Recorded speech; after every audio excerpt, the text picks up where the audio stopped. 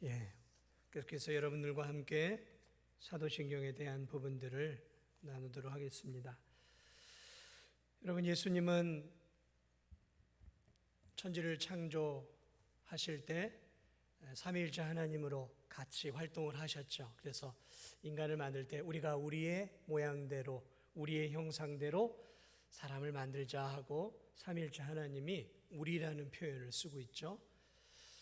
그렇게 세상을 창조하시고 창조 전부터 삼위일체 하나님, 성자 하나님은 창조의 일에 관여하고 계셨던 것을 보게 되어집니다. 그리고 구약 성경을 보면 예수 그리스도께서 육신의 몸을 입고 이 땅 가운데 오신 사건들이 몇 가지가 나와요.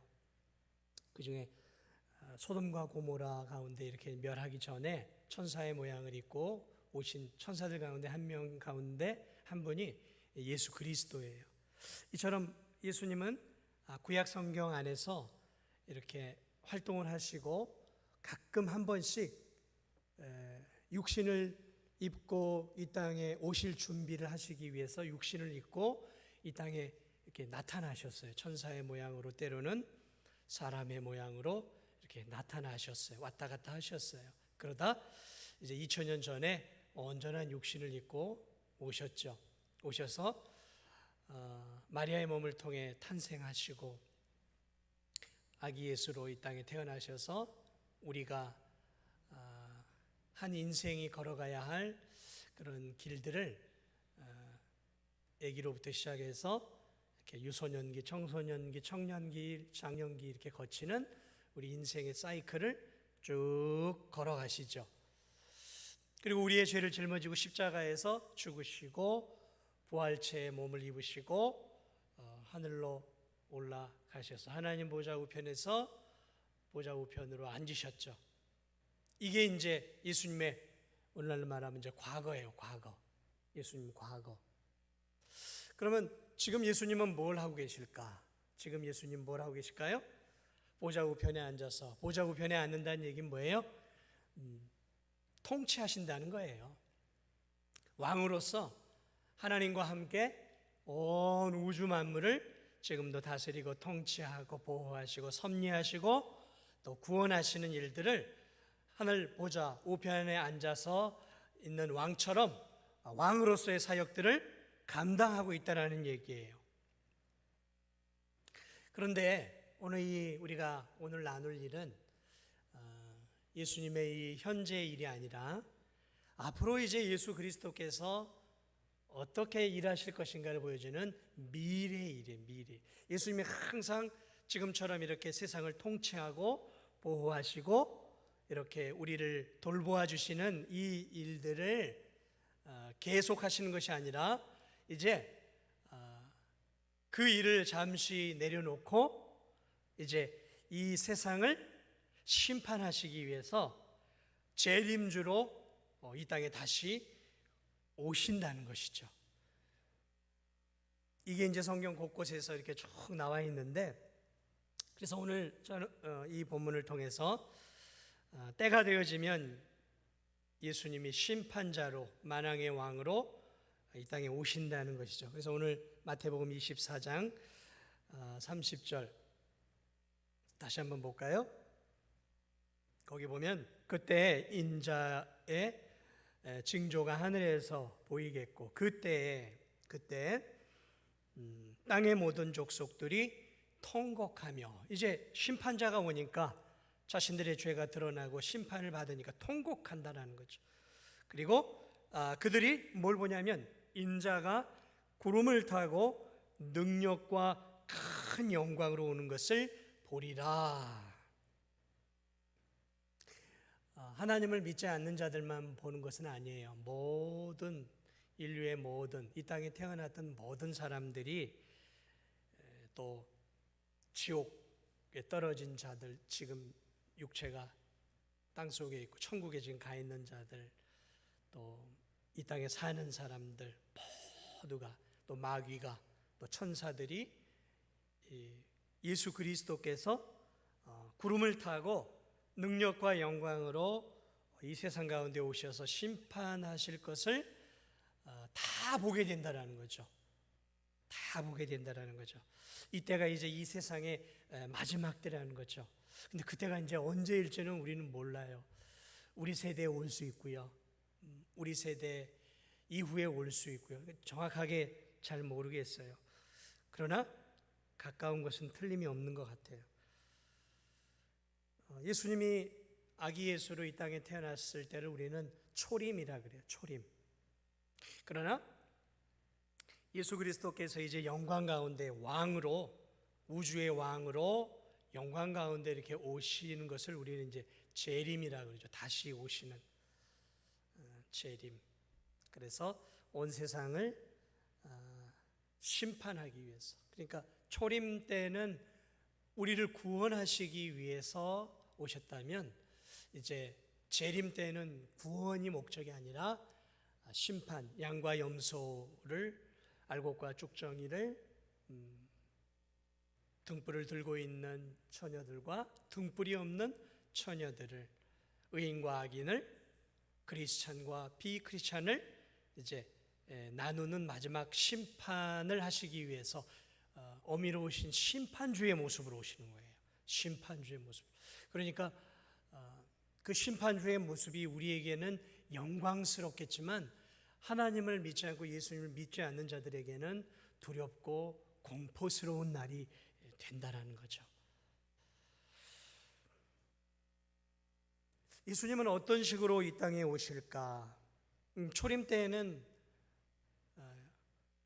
마리아라고 하는 한 여인의 자궁을 이용하셔서 이 땅 가운데 아기 예수로 태어나셨어요. 그래서 예수님이 그리스도이시고 하나님의 아들이시라는 사실을 거의 대부분 몰랐어요. 하나님이 몇몇 사람들에게 알려주셨을 뿐이지 거의 모든 사람이 저 베들레헴 말구육관에서 태어난 목수의 아들을 아무도 눈여겨보지 않았어요. 그래서 예수님은 대단히 조용한 가운데서, 은밀한 가운데서 어떻게 보면 태어난 것이죠.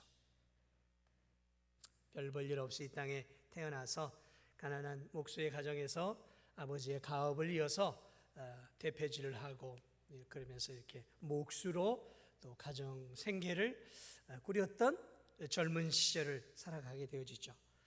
그래, 어느 누구도 그 나사렛 안에서 이제 살아갈 때에도 어느 누구도 예수님을 하나님의 아들로 알아보는 사람이, 마을 사람들이 아무도 없어요. 왜냐하면 나중에 이제 예수님이 공생애를 할 때 큰 기적들을 일으키고 나사렛으로 갈 때 사람들이 예수님을 뭐라고 평가하냐? 저거 마리아의 아들 아니야? 저 마리아의 아들이 말이야. 형제들이 야고보도 있고 요한도 있고 말이야. 저거 이제 코 올리기 때부터 내가 봤는데, 이렇게 나사렛에서 공생애를 시작할 때 사람들이 이렇게 손가락질하고, 저 코 올리기 때부터 내가 다 알았는데, 이러면서 우습게 알아요. 그 예수님이 나사렛에서 사역을 갈릴리 쪽에서 하지 않고 저 가버나움 쪽으로 이동을 해서 거기서 이제 자리를 잡고 거기서 이제 갈릴리 사역을 해야 하셔요. 왜냐하면 나사렛에서는 코 올리기, 저 목수의 아들, 저 마리아의 아들, 저거 내가 학교 다닐 때 다 봤어, 저거. 그렇죠? 어린 시절부터 이렇게 봐왔단 말이죠. 인정을 하지 않았어요. 자, 그래서 예수님을 못 알아봤어요. 그런데 재림 때는 달라요. 재림 때는 오늘 성경을 보니까 구름을 타고 오셔요. 구름을 타고, 영광 가운데. 구름이 뭘 상징한다 그랬죠? 구름은 하나님의 임재를 상징하는 거예요. 임재. 구약 시대에는 구름은 하나님의 임재를 상징. 그러니까 하나님이 함께 하시는 가운데, 영광 가운데 이 세상에 오신다는 거죠. 그때는 조용히 여인의 이 몸 안에서 그런 이렇게 태어나신 것이 아니라 천군 천사의 이 나팔 소리, 쫙 나팔 소리가 온 세상에 퍼지고 수많은 천군과 천사들이 하나님의 아들을 호위하는 가운데서 영광스럽게 오시는 것이죠. 이렇게 국빈을 맞이하거나 뭐 할 때 보면 이 경호대나 이런 데서 왕을, 대통령을 쫙 호위하는 것들이 있잖아요. 얼마나 멋있습니까? 군인들이 쫙 이 대통령을 호위하고 또 경호원들이 쫙 가는 모습들 멋있잖아요. 그런데 진짜 왕이 오실 때는 수많은 천군 천사들이 도열해서 영광스러운 왕의 아들 예수 그리스도의 오심을 더욱더 영광스럽게 하신다는 거죠. 그러므로 큰 나팔 소리 가운데 예수 그리스도의 오심을 모든 세상 사람들이 다 알게 된다는 거죠. 다 보게 되어지는 거예요. 예수님의 재림은 어느 누구에게도 감춰져 있지 않는다라는 것이죠. 그러나 초림과 재림의 똑같은 점이 있는데 그것이 무엇이냐면 어느 누구도 예상치 못했던 시간이 온다는 거죠. 초림도 어느 누구도 예상치 못했던 한 여인의 배를 통해서 이 땅에 오셨던 것처럼 재림도 그 날과 그 시는 아무도 모른다는 거죠. 도둑처럼, 그러니까 도둑이 누가 나 몇 시에 도둑질하러 갈게 이런 도둑이 없는 것처럼 급작스럽게 사람의 집에 들어오는 것처럼 예수님의 이 재림은 예측할 수 없는 거예요. 근데 오늘날 많은 그런 어떤 환상을 추구하는 신비적인 이런 어떤 교인들이나 이런 사람들은 자기들 나름대로 시간을 계산을 하죠. 날짜를 계산을 하고 심지어는 뭐 장소까지 뭐 계산을 해서 이렇게 하고 있어요. 그러나 그건 참 어리석은 행동들이에요. 그렇게 하나님의 아들이 이 땅에 오실 때 그렇게 오시지 않는다는 것이죠. 어느 누구도 예측할 수 없는 시간대, 예측할 수 없는 어느 한 장소가 아니에요. 예수님의 재림은 온 지구에 있는 사람들이 다 볼 수 있는 그런 가운데서 오셔요. 어느 한 지역이 아니라는 것이죠. 자, 이렇게 예수 그리스도께서 재림하실 것이다 라는 것이죠. 그래서 성경을 보면 예수님의 제자들은 재림을 기다렸어요. 사도행전을 보면 그런 어떤 초대교회들도 예수님의 성도들이 예수님의 재림을 기다리는 신앙생활을 하는 것들을 우리가 볼 수 있습니다. 자, 그러면 우리도 예수님의 재림을 준비해야 되지 않겠어요? 저나 여러분이나 예수님의 재림을 준비해야 돼요. 왜냐하면 언제 오실지 모르니까.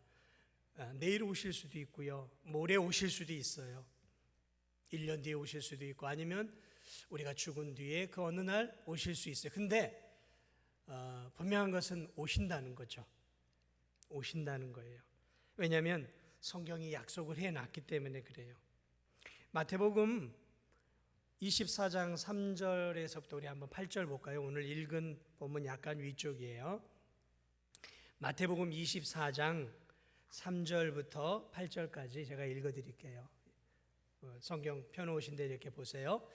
3절 보면 예수께서 감람산 위에 앉으셨을 때 제자들이 조용히 와서 이르되 우리에게 이르소서 어느 때에 이런 일이 있겠사오며 또 주의 임하심과 세상 끝에는 무슨 징조가 있사오리까? 예수께서 대답하여 이르시되 너희가 사람의 미혹을 받지 않도록 주의하라.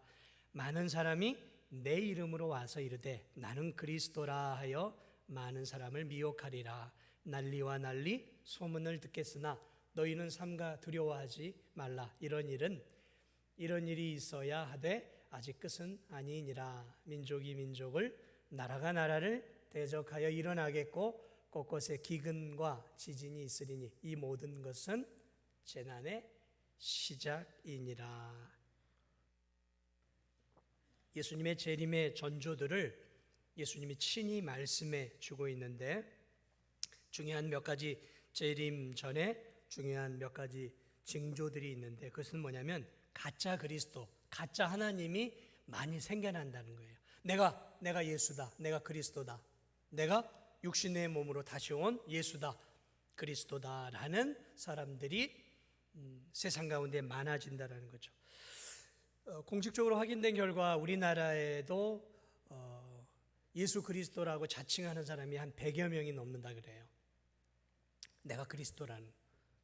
대표적인 예가 이제 신천지 이만희 백마를 타고 자기가 이제 이렇게 우리가 알고 있는 이제 대표적인 사람이 이만희 같은 사람들이고 또 뭐 그 외에도 우리 기존에 있었던 그런 뭐 박태선이니 뭐 문선명이니 다 자신을 그리스도라고 여겼던 사람들 아닙니까? 자, 가짜 그리스도가 많이 일어난다라는 거예요. 그러니까 오늘 이 시대는 분명히 말세인 것은 틀림이 없어요. 내가 그리스도다. 그래서 여기저기서 일어난다라는 거죠. 근데 여러분 알아야 할 게 있어요. 그리스도라고 하는 사람들이 능력이 있습니다. 능력이 없는 게 아니에요. 귀신도 자신의 부하들에게는 힘을 주는 거예요. 그래서 거짓 선지자들이나 거짓 그리스도들의 특징이 뭐냐면 굉장히 기적도 일으켜요. 여러분 그걸 잘 알아. 기적도 일으켜요. 기적 못 일으키는 거 아니에요. 마귀도 능력이 있어요. 기적도 일으키고요. 귀신도 내어 쫓고요. 자기끼리 귀신도 내어 쫓고요. 그리고 병자도 고치고요. 할 거 다 해요. 그러니까 그런 거 보고 현혹되어서는 안 되는 거예요. 우리가 귀신도 해요. 자, 그 다음에 일어날 일들이 뭐냐면 난리들이 일어난다라는 거죠. 전쟁이 일어난다는 거죠. 기근, 지진, 자연 재해 뭐 이런 것들이 이제 굉장히 많이 늘어난다는 거죠. 지금도 얼마나 많은 나라들 가운데 이렇게 전쟁이 있어요. 국지전이 일어나고 내전이 일어나고 지금 이렇게 혼란스러운 나라들이 계속 지금 늘어나고 있잖아요. 계속 늘어나고 있죠. 최근에는 또 예멘 같은 데도 지금 뭐 정부군하고 반군하고 싸우면서 지금 난리예요. 그러니까 우리가 지금 이 대한민국에서 편하게 살고 있어서 지금 세상 속에서 세상 나라들이 되게 다 우리나라 같겠지 생각하시면 안 돼요. 생각보다 많은 나라들이 국지전이 많아요. 국지전이 반군과 정부군의 싸움들이 많이 일어나고 있어요. 자, 이런 이 전쟁 또 이렇게 큰 나라들이 작은 나라를 먹는 것 이런 것들이 많이 일어난다라는 거죠. 홍수, 태풍, 이 산불, 이 자연재해 이런 것들을 우리가 범상치 않게 바라봐야 한다라는 거죠. 지진이 많이 일어난다는 거죠. 오늘날 지진이 참 많이 일어나잖아요. 우리나라도 이제 지진의 그 어떤 범주 안에 있는 나라가 되었잖아요. 벌써 기근 이런 것들. 그 다음에 이런 것들이 이제 일어나고 마태복음 23장 9절에서 13절 한번 볼까요? 바로 그 옆인데 9절에서 13절 보면 또 이런 일이 일어난다 그래요. 그때 사람들이 너희를 환난에 넘겨주겠으며 너희를 죽이리니 너희가 내 이름 때문에 모든 민족에게 미움을 받으리라. 그때 많은 사람이 실족하게 되어 서로 잡아주고 서로 미워하겠으며 거짓 선지자가 많이 일어나 많은 사람을 미혹하겠으며 불법이 성함으로 많은 사람의 사랑이 식어지리라. 그러나 끝까지 견디는 자는 구원을 얻으리라. 그러면서 이 말세 예수님의 재림이 더 가까이 올 때 임박할 때는 그거보다 더 어려운 일들이 일어나서 믿음의 성도들이 환난을 당하게 된다라고 이야기를 하고 있습니다. 마치 초대교회 성도들이 로마의 박해 아래서 이렇게 막 엄청난 어려움을 옛날에 겪었잖아요. 그래서 이 콜로세움에서 사자들의 밥에 검투사들의 창에 잔인하게 이렇게 찢겨 죽고 창에 찔려 죽고 사자들의 밥이 되어서 수많은 크리스천들이 저 이 로마 콜로세움에서 믿음을 지키다가 죽어갔던 것처럼 마지막 때가 되어지면 그러한 환난과 시련들이 아주 강하게 온다라는 거죠. 강하게. 왜냐하면 마귀는 예수님의 재림의 때를 이제 느낄 거란 말이죠. 그러니까 얼마 안 남았다라고 생각하고 총 공격을 해서 믿음의 성도들의 믿음을 있는 힘을 다해서 흔든다는 거죠. 환난과 핍박과 같은 유혹과 거짓 선지자, 오늘 보니까 거짓 선지자들이 일어난다는 거죠. 그래서 거짓 선지자들이 일어나서 많은 사람을 미혹한다라는 거죠. 그러니까 많은 거짓 교사들이 일어나서 비진리로 예수 그리스도를 믿는 구원의 진리가 아니라 그런 어떤 이단과 사이비 교리를 통해서 많은 사람들로 하여금 잘못된 쪽으로 이렇게 신앙을 이렇게 끌어가고 호도한다라는 거죠. 그래서 많은 사람들이 거짓된 교리를 믿고 그것을 통해서 구원을 받을 수 있는, 오늘날 말하면 이제 이단과 사이비 쪽으로 빠지는 이단의 교주들이 많이 등장한다라는 거죠. 그리고 불법이 성하다는 거죠. 그러니까 적법과 합법과 이 법이 지배하는 사회가 아니라 이 법을 넘어서는 불법적인 사회가 사회 만연에 이 사회 구석구석이 이제 가득하다라는 거죠. 그리고 많은 사람의 사랑이 식어지리라. 그렇죠. 그 마지막 때는 자기밖에인지 몰라요. 자기밖에. 대단히 이기적인 사회가 되는 거예요. 자기 중심밖에 모르는 거죠. 자기 중심. 오늘 이 시대가 꼭 그런 시대잖아요. 참 우리 자녀손들 한번 보세요. 이 아이들은 정말 이 핸드폰밖에 모르는 아이들이에요. 인터넷밖에 모르고 그게 익숙해요. 그래서 사람과 사람이 대화하고 교제하는 것에 미숙해요. 너무 미숙해요. 사람하고 대화하는 것보다 기계를 다루는 게 익숙하고 기계와 놀고 사람과의 만남도 기계를 통해서만 만나려고 그래요. 이게 굉장히 제가 볼 때는 위험하거든요. 인격적인 만남이 아니라 기계를 통해서 친구를 만나고 기계를 통해서 사람을 만나고 기계를 통해서 교제를 하는 사회가 되어버렸어요. 대단히 위험한 사회죠. 이기적. 그런 만남이야. 기계 치워버리면 그 만남도 끝나는 거 아니겠어요? 사랑하는 여러분, 지금 이 시대에 그러니까 사랑이 식어진 사회가 되어지는 거죠. 자기 중심적 사회, 자기밖에 모르는. 그러므로 그때 순교자도 나오고 성도들이 미움을 받고 어려움을 당하고 많은 교인들이 보니까 실족하게 된다고 했어요. 다시 말하면 교회를 다니는 많은 성도들이 신앙생활을 하는 어려움들이 생기니까 이제 이탈자들이 나오는 거예요. 지금도 그렇잖아요. 코로나가 되니까 벌써 그런 것들이. 그러니까 교회 생활하는 게 불편하고 어려워지니까 교회를 안 나와버리는 거죠. 실족하게 되어지는 거죠. 믿음에서 멀어져 가는 거죠. 그리고 심지어는 잡아주고 미워하고 그리고 그런 고난을 당하는 어려움들이 일어나고 거짓 선지자들이 많이 출현한다라는 거죠. 거짓 선지자들, 신천지. 이 진도에도 보니까 뭐 신천지도 이렇게 많이 뭘 붙여놓고 또 뭐 팜플렛도 저희 집 대문에다가 막 꽂아놔요. 와서 한번 와 보십시오 하고 뭐 팜플렛도 해놓고 어쩔 때는 책도 보내오고요. 하나님의 교회 그런 데서는 어머니 하나님을 아십니까? 하면서 책도 보내오고 또 요즘은 또 누굽니까? 구원파. 여러분 이 구원파 그 세월호 구원파 계열이죠. 거기도 유병원이. 그래서 이 구원파들의 특징은 뭐냐면 죄를 져놓고도 죄의식을 못 느껴요. 유병원이 세월호 그때 뭐 선장이나 선원들 다 대부분 구원파였잖아요. 죄를 져놓고도 구원을 받았기 때문에 더 이상 죄를 회개할 필요성을 못 느껴요, 그들을. 그래서 그렇게 뻔뻔한 거거든요. 잘못된 교리가 들어가면 사람이 그렇게 되어지는 거죠. 그 많은 아이들을 죽여놓고도 선장이 난 죄인이라고 생각하지 않는 거예요. 이 구원파의 한 부류가 또 뭐가 있냐면 박옥수라고 있어요. 박옥수. 여러분 혹시 그런 책 들어봤는지 모르겠어요. 죄사함 거듭남의 비밀. 제가 한 30여 년 전에 그 책이 막 유행할 때 그 책을 제가 20대 초반에 읽었어요. 굉장히 흥미있어요. 재미있어요. 야, 이거 참 좋은 책인 것 같다 하고 이제 그 책을 이제 자세히 그때 이제 제가 봤던 기억이 있어요. 그런데 여러분 그 책이 문제가 많은 책이에요. 문제가 많은 책. 이 구원파는 한번 구원을 받으면 더 이상 내가 하나님 앞에 죄인이라고 말해서는 안 되는 거예요.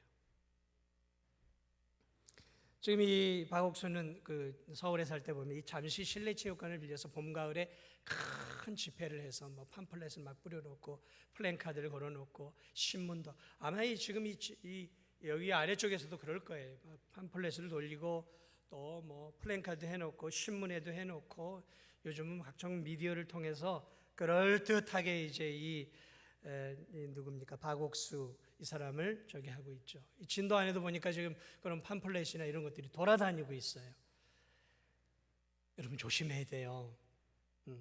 조심해야 돼요. 책도 잘 가려서 읽어야 돼요. 잘못된 책들을 접하게 되어지면 나도 모르는 사이에 훌떡 빠져. 제가 20대 초반에 죄사함 거듭남의 비밀, 그때 막 뜨겁게 나왔던 책이었어요. 그런데 하나님의 은혜로 제가 넘어가지 않았죠. 30년 전이었으니까, 20대 초반이었으니까.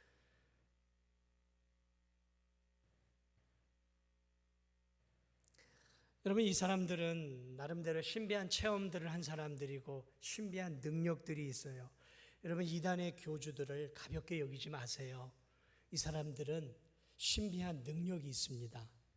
있어요. 우리하고는 다른 능력이 있어요. 진짜 능력이 아니라 마귀가 주는 능력이 있어요. 마귀가 주는 능력이 있어요. 카리스마가 있어요. 일반 사람들이 없는, 범접할 수 없는, 특별히 하나님을 믿지 않는 사람들을 확 끌어내는 그런 강력함이 있어요. 그렇기 때문에 수천 명, 때로는 수만 명, 때로는 십수만 명의 그러한 그 교인들을 포섭해서 그런 큰 교주가 될 수 있는 거죠. 그냥 되는 게 아니에요. 영적인 능력을 마귀로부터 받아요. 강력한 능력을. 그러므로 여러분, 우리가 조심해야 돼요. 조심해야 돼요. 오늘 이단과 사이비들이 얼마나 활동을 하지. 요즘은 이 활동들을 어떻게 하냐면 직접 이렇게 대면이 어려우니까 요즘에 이렇게 인터넷상으로, 특별히 요즘 이렇게 유튜브라든지 이런 쪽으로 자신들을 많이 홍보를 해요. 요즘은 유튜브가 너무 활성화되다 보니까 그런 것들을 통해서 많은 사람들, 그래서 요한계시록 강의니, 특히 이단들이 가장 많이 하는 강의가 요한계시록 강의예요. 그래서 제가 이렇게 들어가서 보면 10명의 요한계시록을 강의하는 사람 가운데 겨우 1명 정도만 건전한 신학을 하는 목회자고, 나머지는 이단들이거나 정치가들이거나 불투명한 사람들이에요. 그러면 여러분, 유튜브에서 절대로 요한계시록 강의 같은 거 듣지 마세요. 또는 성경 강의 주의해야 돼요. 너무 불분명해요. 저 사람이 어떤 신학을 했는지 성도들이 아무도 몰라요. 조심해야 돼요. 그냥 요즘은 유튜브 접하기 쉽고 사람들이 이거 강의 좋다, 들을만하다. 그렇죠. 들을만해요. 들어보면 들을만해요. 처음에는 들어요. 괜찮아요. 그런데 가면 갈수록 이상해지기 시작하는 거죠. 여러분 다 분별할 수 있겠어요? 그 사람이 어떤 신학을 했는지 아세요? 어느 신학교를 졸업했는지, 어디에서 목회 생활을 했는지, 지금 어떤 신학의 사조를 갖고 있는지 여러분이 혹시 아세요? 모르죠? 그럼 모르는 사람의 것을 어떻게 들어요? 죽으려고 하는 거예요. 그러면 잘못하면 검증할 수 있겠어요? 저 같은 목회자, 전문적인 목회자도 50%도 채 못 가려요. 왜? 이 사람은 도대체 누구야? 나중에 이렇게 조사해 보면은 어느 신학교에서 뭘 받았다고 하는데 확인을 해보면은 그 학교에서는 주지도 않았다는 거예요. 자기들도 뭔가가 학위가 있어야 가르칠 수 있으니까 여기저기서 이단들도 사이비도 그렇고 나 여기서 공부했다고. 근데 막상 신학교 가서 확인을 해보면 없어요. 그 사람의 이름이.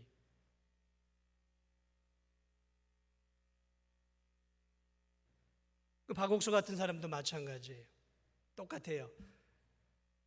어디서 공부를 했다고 하는데 확인해 보면은 그 학교에서, 건전한 학교에서 이 사람은 오지도 않았다라는 거죠. 그러면 여러분, 이 유튜브 참 좋은, 세상에 좋은 게 유튜브인 것 같아요. 좋은 지식을 얻을 수 있는. 그런데 우리가 왜곡된 길로 빠질 수 있는 가장 저기한 것도 유튜브예요. 연세가 많이 드신 분들도 요즘은 유튜브 하잖아요. 누가 보내주면 그 들어가면은 동영상 보는 거, 그게 유튜브예요. 그게 다. 너무너무 위험한 시대예요. 제가 볼 때는. 많은 정보를 얻을 수 있지만 특별히 잘못된 왜곡된 지식으로 내가 망할 수 있는 첩경이 제가 볼 때는 유튜브예요. 그러니까 여러분 유튜브 할 때 조심해야 돼요. 조심해야 돼요. 뭔가 신학적인 것들을 확인하고 어떤 목회자들 하면 정확하게 확인해보고 모르면 교역자들은 저한테 물어보세요. 그래서 이거 들을 수 있는 목회자인지 아닌지를 물어보세요. 그러면 제가 알면 가르쳐주고 모르면 제가 어떤 경로를 통해서든지 확인을 해서 알려드릴 수 있으니까 함부로 막 신학적 강의들이나 이런 것들 듣지 마세요. 요즘 마귀가 가장 많이 활용하는 게 유튜브예요. 유튜브.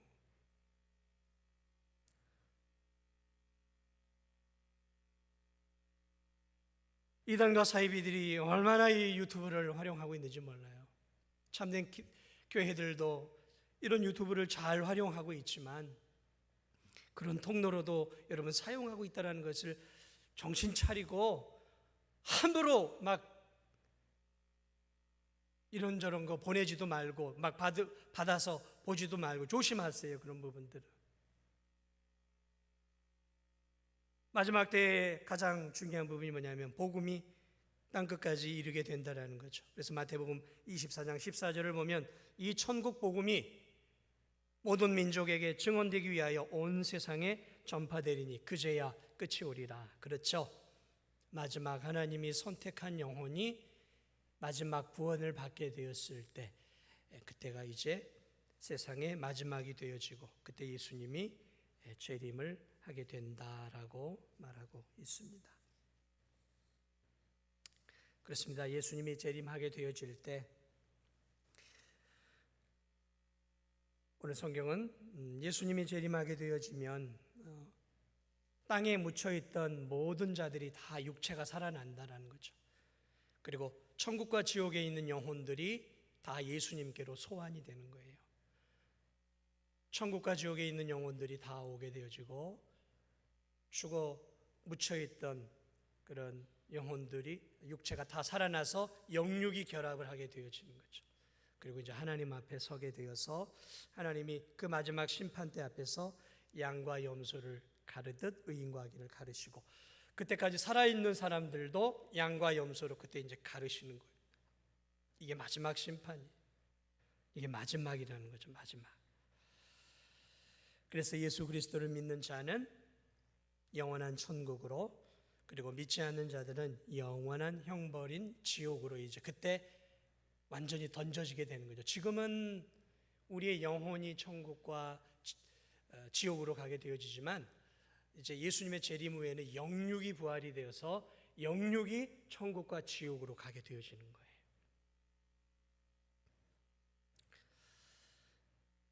예수 그리스도를 믿는 자들은 하나님의 나라, 은혜와 사랑의 빛이 충만한 천국으로 가게 된다는 것이죠.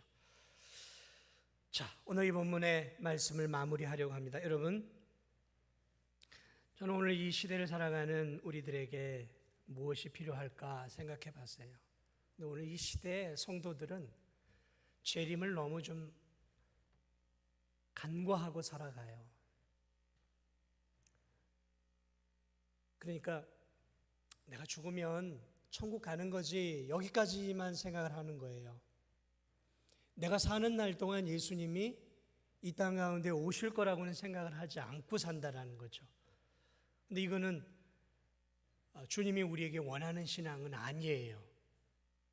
주님이 우리에게 원하는 신앙은 주님이 언제라도 우리 가운데 오실 것이라는 그 재림의 신앙, 긴장하면서 주님을 맞이해 등불을 들고 신랑이 언제 올지 신랑을 기다리던 그 처녀들처럼 등불을 들고 기다렸던 그 신부들처럼 참된 성도들은 오늘 주님이 오실지 내일 주님이 오실지 주님의 재림을 사모하면서 하루하루 신앙생활을 해야 한다는 거죠.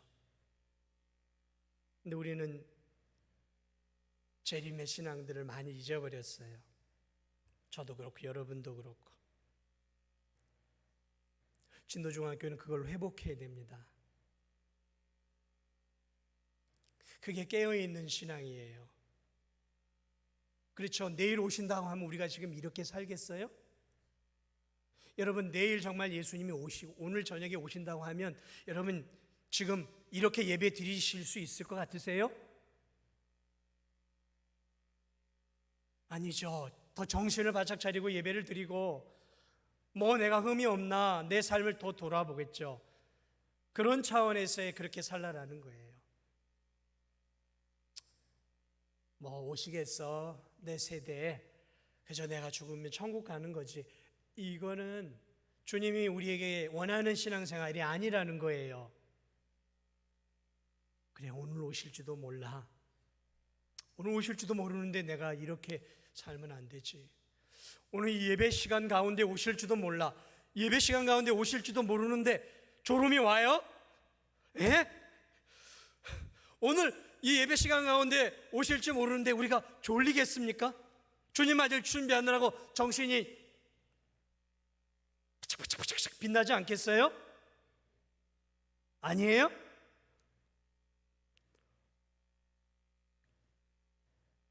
재림신앙이 없다라는 것은 느슨한 신앙생활을 한다라는 거예요. 긴장의 끈이, 군인이 군기가 빠진 것처럼 긴장의 끈이 쭉 풀려서 그냥 살아가는 거예요. 제가 볼 때 저와 여러분의 문제는 여기에 있어요.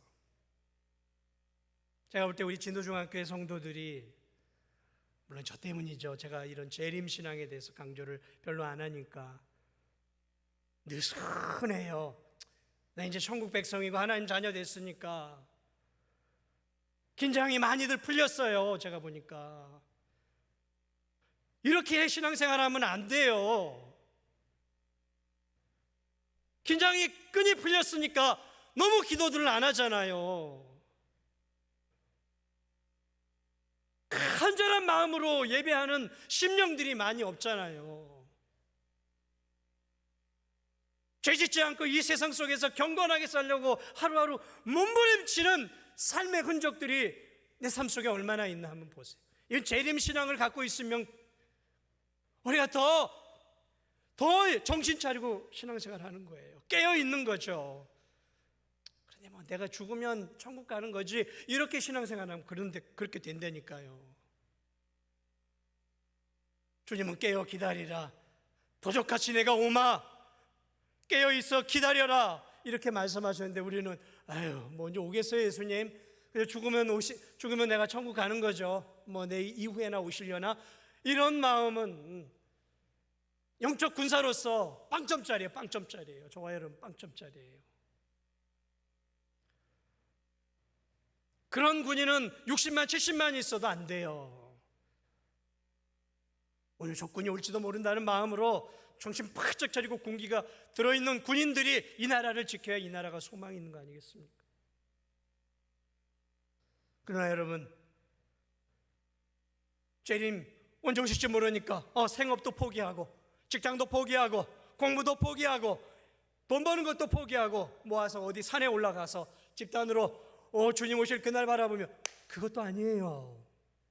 주님은 우리에게 그런 걸 원하지 않아요. 그렇게 살기를 원하는 건 아니에요. 그게 이단이죠.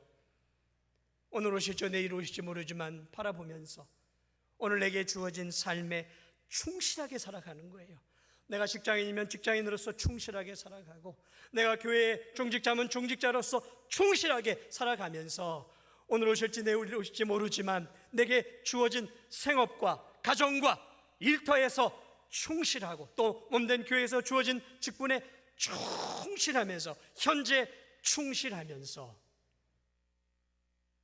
언제나 주님 오실 그 날을 바라보면서 내 마음의 준비를 하면서 살아가는 신앙인을 주님은 원하고 계신다는 것이죠.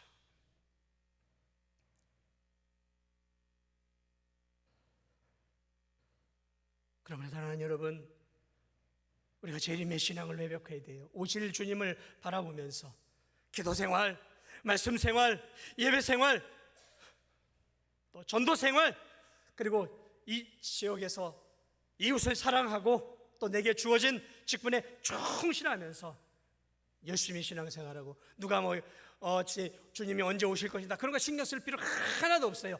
왜? 주님은 그렇게 오시지 않아요. 알려주고 오시지 않아요. 급작스럽게 오시는 거예요. 그러니까 그런 소리에 쓸데없는 소리라고 생각을 하고 그런 데 신경 쓰지 말고 내 믿음 지키고 몸된 교회 지키고 내게 주어진 사명 잘 늘 감당하면서 늘 오늘 오시더라도, 오늘 저녁 오시더라도 주 예수여 어서 오시옵소서 아멘 하면서 주님을 준비할 수 있는 깨어있는 그런 신앙인으로 살라고 오늘 주님께서 이 본문의 말씀을 우리에게 주신 거예요. 본문의 말씀을 아무쪼록 그런 마음으로 살아가시고 재림신앙을 좀 회복할 수 있는 저와 우리 진도중앙교회 성도들이 되시기를 주님의 이름으로 축복을 드립니다.